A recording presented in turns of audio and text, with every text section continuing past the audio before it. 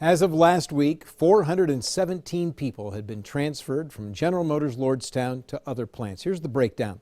132 to Spring Hill, Tennessee, 94 to Flint, 76 to Toledo, 52 to Fort Wayne, 31 to Wentzville, Missouri, near St. Louis, 18 to Bedford, Indiana, and 14 to Tonawanda, New York, that is near Buffalo.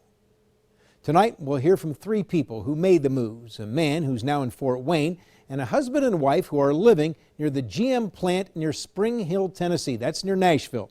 They talked about the pressure to make a quick decision, the anxiety of the move, and missing their families. Dan Aurelio answered the phone from outside of his apartment in Fort Wayne, Indiana. I don't have much to do here. My family's in Ohio. Are they still? Yeah, till June. Mark and Brandy Rogers spoke from the dining room of their new house 40 minutes from the GM plant in Spring Hill, Tennessee. In November, after they made the announcement, we were like, okay, it's time to go. Mark and Brandy Rogers were high school sweethearts at Lordstown High School, who also own a house in Austintown. They're currently making 2 mortgage payments. On December 21st, 25 days after the announcement Lordstown was closing, they both received letters about transferring. In 30 days, they were packed and gone, now making GMC Acadias in Spring Hill.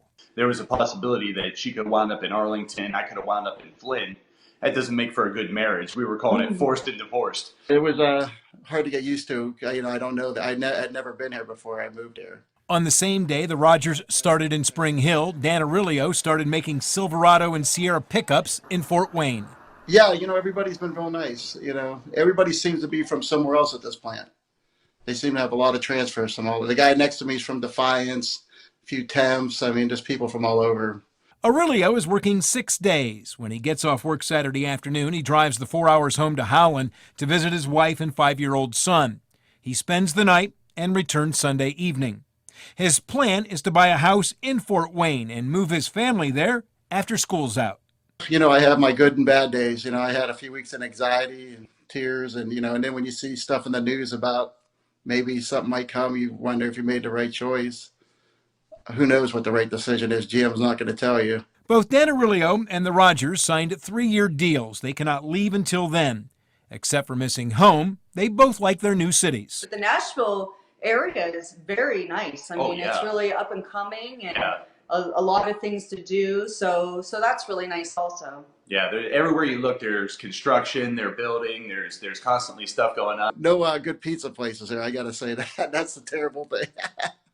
Got to come home for that, I guess. We've only been here 7 weeks, and it was kind of a whirlwind, where we had 4 weeks just to do everything and move down here. So we haven't been home yet, but definitely planning on going there. Yeah, I'm doing okay. Yeah, under the circumstances, yeah. Mark and Brandy Rogers say the Spring Hill plant is so big, so spread out. Even when they work the same shift, and they do, they have to drive separately. Dan Aurelio is living with someone else from the Lordstown plant. They rented an apartment, sight unseen, about 10 minutes from the plant. Both plants are working 3 shifts, 6 and sometimes 7 days a week. They say there are always requests for overtime.